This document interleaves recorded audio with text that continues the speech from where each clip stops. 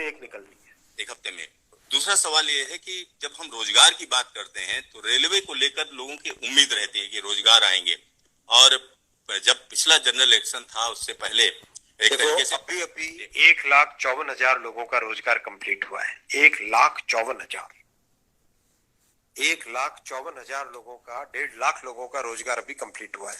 Employment orders मिल गए, लोगों का रजिस्ट्रेशन हो गया, आगे जॉब में अब उनके ट्रेनिंग के लिए लोग जाने लगे। जैसे ही प्रोसेस कंप्लीट हुआ, नेक्स्ट प्रोसेस चालू हुआ।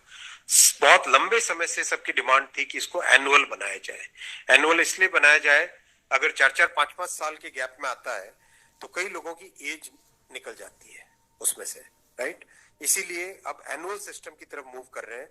जनवरी में, अप्रैल में, जून में और अक्टूबर में, ये चार बड़े चंक है, एएलपी, टेक्निकल, नॉन टेक्निकल और ग्रुप लेवल 1, ये जो 4 बड़ी कैटेगरीज हैं, इन 4 बड़ी कैटेगरीज का साल में 4 हिस्से किए गए हैं कि जनवरी में स्टार्ट करें एक जो एएलपी का, दूसरा टेक्निकल स्टार्ट करें अप्रैल में, नॉन टेक्निकल स्टार्ट करें जून में, और अक्टूबर में स्टार्ट करें लेवल 1, और ये साइकिल चलती रहे।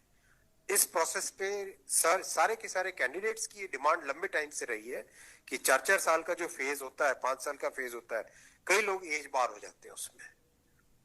एक हर साल आपको अपॉर्चुनिटी मिलती रहेगी तो सबको अपॉर्चुनिटी मिलेगी। इस थिंकिंग के साथ आगे बढ़े, और इसी थिंकिंग और इसमें भी जितनी रिक्वायरमेंट थी उससे ज्यादा अभी नोटिफाई किया है। 1 साल के हिसाब से जो रिक्वायरमेंट है, 1 साल के हिसाब से, अगर जैसे लोको पायलट का मैटर है, कितने लोग रिटायर होते हैं उससे ज्यादा लिए हैं, राइट। टेक्नीशियन का है तो टेक्नीशियन का जो अप्रैल के आसपास, अप्रैल से पहले निकल आएगा, क्योंकि हम लोग वो मॉडल कोड ऑफ कंडक्ट को भी अवॉइड करना चाहते थे, वरना नॉर्मल प्रोसेस में अप्रैल में निकलता टेक्नीशियन का, पर मॉडल कोड ऑफ कोड को अवॉइड करने के लिए पहले निकाला है।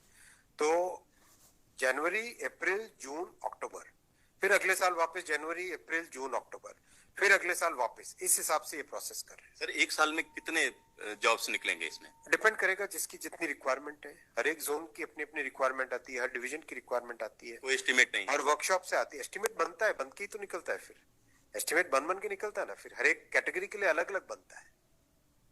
अभी 1.5 लाख लोगों को जॉब दिया। आप सोचिए उस एग्जाम की कॉम्प्लेक्सिटी, 500 से ज्यादा शहर, कितनी शिफ्टें, 1000 से ज्यादा शिफ्टें, 15 लैंग्वेजेस, 1-1 करोड़ लोग एप्लीकेशन। कहीं पे कोई कंप्लेंट आई? 0 कंप्लेंट। कहीं पे कोई paper leak? 0 paper leak. Complete हुआ ना एकदम ट्रांसपेरेंटली। पार्लियामेंट में हमारी ऑपोजिशन के लोग, कांग्रेस के एक एमपी बोले कि आश्चर्यचकित है कि इतना बड़ा एग्जाम कैसे बिना कोई पेपर लीक के हो गया। तो एक उस चीज को भी तो देखो। Thank you sir.